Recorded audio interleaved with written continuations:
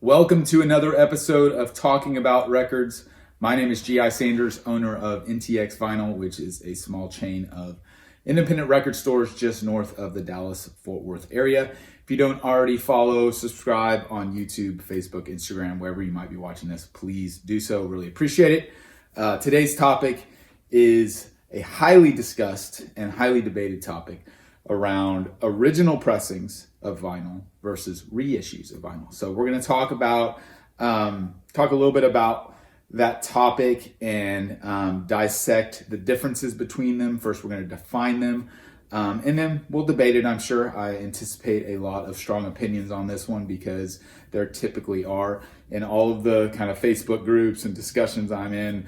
And then just talking with vinyl collectors, there's always strong opinions around whether or not you should try to get an original pressing of a record versus a reissue and what are the positives and negatives. So first of all, let's talk about defining these. If you're a new collector, you're not really sure what it means to have an original pressing versus a reissue. So the way I define original pressing, and I think there's caveats with all of this, it's basically a pressing of an album that is from, first of all, the original masters, the original recordings, that is released in the year that it initially came out, right? And so if an album was released in 1975, an original pressing is more or less considered from that year.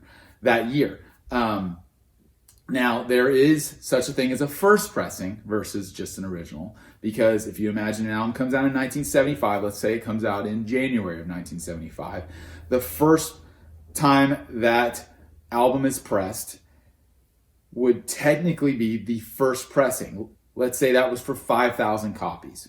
You don't always know what that number is. Most of the time you don't know what that number is. But then let's say a couple months later, those are all sold out and the label says, hey, we need to press more. This is a popular title. So then they'll press another one just a few months later, also coming out in 1975. So that second one is a reissue because it wasn't part of that very first pressing, but it's still, in my opinion, an original pressing because it came out the year it was released, right? There may be multiple pressings in a singular year, again, dependent on how popular that album was. So is that first pressing better quality? Is it more valuable? That all varies based on the album itself. Some artists, some particular albums, the first pressing, the first run off the pressing plant are much more sought after than, say, reissues, even from the same year. So it really depends. I think that's the caveat to this whole conversation is every pressing's different. Every album is pressed in a different way at a different manufacturing plant. And record labels have a different process, distribution. Not distribution, but the manufacturing is different. And also there are now reissue labels that are popping up, and that's nothing new, that are repressing albums that are even better quality than the originals, and even though they're reissues. And so there's a lot of discussion around that, and there's no silver bullet. I refuse to accept anybody who says, oh, only the originals are worth getting, or the flip side, oh, the reissues and the remasters that they're doing now are way better than all the originals. That's not the case. You can't have a blanket statement like that, in my opinion, because there are too many factors at play when each and every album is commissioned, whether it's from the manufacturing, whether it's the mastering or the remastering, which is really important, the packaging, all those things play into it, right? So if the question is, should I buy an original pressing versus a reissue? There is no right or wrong answer. It depends on the album you're talking about, which is maybe not very helpful, but it's the honest truth. Now, there is, let's talk about sound quality, right? So there is definitely an argument to be made that original pressings sound better than reissues. Can that be true? Absolutely. The opposite can be true as well.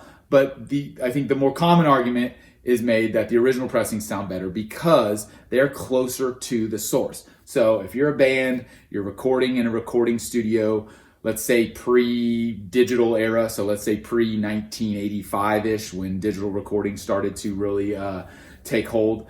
You're in the band, you're recording in a recording studio, it's going straight to physical tape, 2-inch tape in most cases. And then from there, that tape is then taken to the manufacturing plant where they cut the lacquers or the stampers, and that's what stamps the actual PVC puck of vinyl and puts the music onto the record, right? I'm summarizing that process, obviously, but you get the idea. The whole point is that is a couple step process.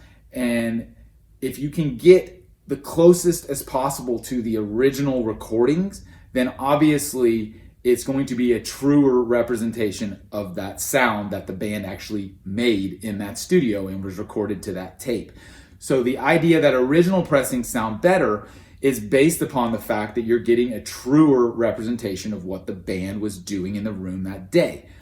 That's kind of the most simplistic way to break it down, right? And so if you imagine the case where an original pressing comes out, let's say again 1975, you've got a true representation based off those original master tapes, but then it's reissued time and time again. Maybe it's remastered, maybe the band goes back, maybe the engineers or producers or the mastering engineer goes back and makes changes to it. Even if they're subtle, there's more steps involved.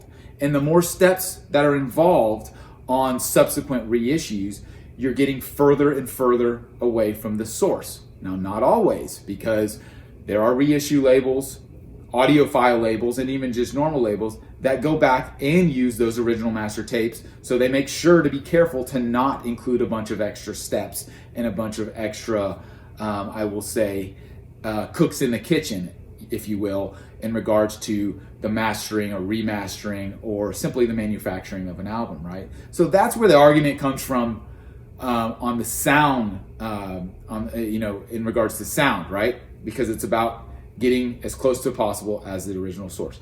The other reason why original pressings are more sought after, more collectible, certainly more valuable, more rare, is because it's the original. Like, that's just what people want. I don't care if you're talking about a classic car or a baseball card or anything collectible, clothing, vintage clothing, vintage furniture. The originals of something are typically, not always, typically more sought after from collectors, hobbyists, whatever you may be. There's typically more value in those originals because they're usually harder to get, especially in good condition. So as soon as something is more scarce, automatically the value goes up because of the lack of supply. It is simply supply and demand, right? And so I think there are purists, vinyl purists, or vinyl collectors, myself included to some extent, who really have a high level of appreciation for that original pressing because it can, and many times does, have a truer representation of the sound, so it'll sound better if it's well cared for, if it's in good condition. Keep that in mind. And then also it is, from a collectible standpoint, it's the original. So for me, it's really cool to have an album, or I should say it's cooler to me personally to have an album that came out in 1975 to actually have the one that was released and on the stores on release day in 75, as opposed to getting a reissue that was just made in a pressing plant last year, right? Whether or not it sounds better, there's a lot of different factors that play into that. We just talked about a little bit. But I think from a collector standpoint, just having that original issue, that's a big deal. And that's a lot of why the value is so much higher on original pressings. And again, simply supply and demand. I think condition has a lot to do with it. It's a lot harder to find an album from the 50s, 60s, 70s, 80s, whatever it may be, that is in pristine condition, not only visually, but also to your ear from a sound perspective, versus buying a new one off the shelf at a record store or online, wherever you may get it, that was made last year and that's new and in shrink wrap. Well, obviously that one's going to be, in most cases, in better condition, right?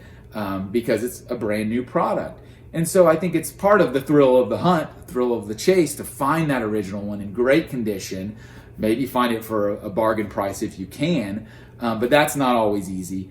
And especially as you got into the dark days of vinyl, which was pretty much like early 90s, even late 80s, early 90s, up through the mid 2000s, early 2000s, they were not pressing very many records because it was the era of the CD. So there are tons of pressing of the records during that period, which were very limited.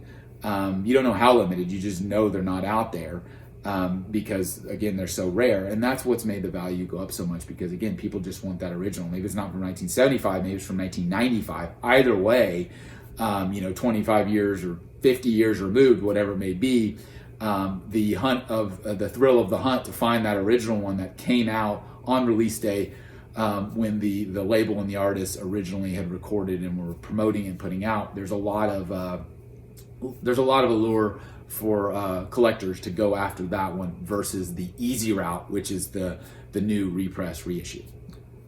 That's a long explanation, but that's the truth from my point of view. But let's talk about reissues. So tons of albums, classic albums, newer albums, they're getting reissued because demand for vinyl is increasing, and people new collectors are getting into the game, and they want to collect and they want specific albums. Longtime collectors are still adding on to their collection and tired. Maybe you don't want to pay $200 for an original pressing of a record, but you still want it in your collection. So man, $25, $30 sounds great. Maybe someday you'll run across an original, and that's great. But for now, a reissue can make do.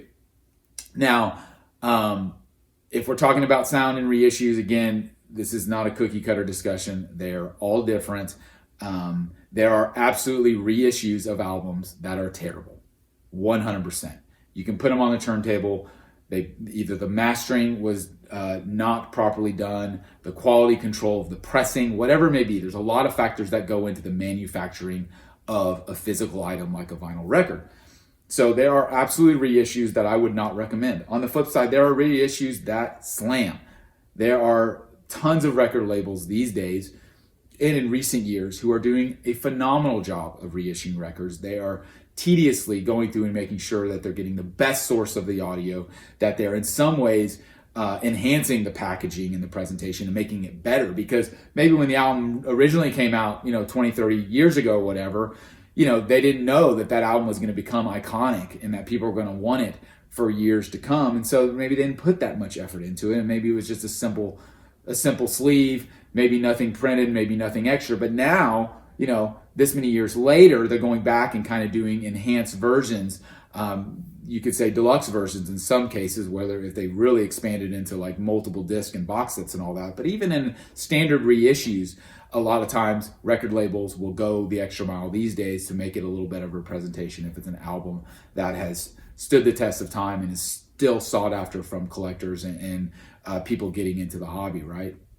And so I think the overarching story here is I mentioned it already, there's no silver bullet. There is no right or wrong rule of original pressings versus reissues, because you can't make a blanket statement like that, in my opinion, because they're all so different. So keep that in mind if you're a collector and you're trying to decide, hey, should I go after the original from 1987 or should I just grab this one that came out last year? Like, it kind of depends. Use reviews if you can. Go to Discogs. It's an amazing resource. But a lot of pressings on Discogs. If you can find a particular pressing, it'll have reviews. You can click on those and you can see people who have said, hey, this is a great reissue. Sound is great. It sounds like it was mastered properly. Doesn't have a lot of surface noise. Like, these are all things to look for if you're wanting to get a really good pressing of an album, because maybe it's an album you really love and you're like, man, I don't have money to spend on an original, but I sure would like it. Check out the reviews. Same can be said on Amazon or Target or wherever you buy records, or obviously just talk to someone who knows records. Ask me. I may have an idea. Ask other friends or collectors or owners of record stores in your area to see if they have any insight into whether a particular pressing or a reissue is of good quality. So I'd highly recommend that. And then I guess the last thing I'll say in regards to reissues, and I mentioned this a little bit, there are audiophile labels, Mobile Fidelity, Analog Productions. There's a lot more behind that, but those are kind of two of the more known and popular ones that are specific reissue record labels, meaning they don't put out new releases from artists. They only go back to the original master recordings in most cases from albums that were released in years past. Typically, it's albums that are 10, 15 plus years, usually back much further than that, where they will go back and they will take another pass, if you will, at the audio based off the original masters. They will remaster it in a very meticulous way. so that it sounds even better. And that's why they're considered audiophile releases, because of the quality of not only the mastering and the meticulous nature that they take to produce that record, but then manufacturing as well, quality materials, quality artwork, quality packaging, all of that. And so if you go look at a Mobile Fidelity or a MoFi pressing or Analog Productions or any of the audiophile label, Tone Poet is one that does a lot of early jazz and blues releases. Those can be just phenomenal reissues, and those can absolutely blow away the originals.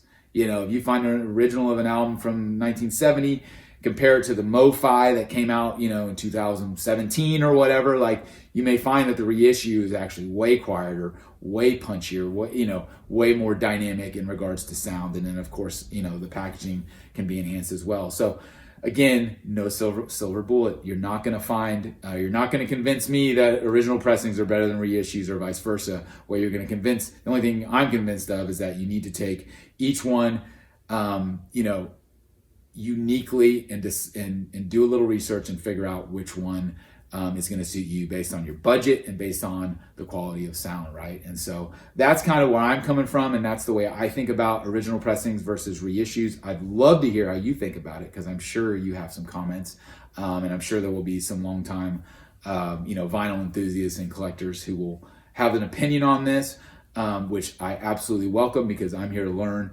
and kind of progress as a collector, in addition to a store owner at all times open. So that's kind of my, again, my opinion on originals versus reissues. Love to hear yours. Thanks for listening. I'm G.I. Sanders. This has been Talking About Records, and hope you enjoy it, and hope you stick around, subscribe to the channel, and follow me on social media so I can talk about records more in the future. Really appreciate it, and we'll talk soon.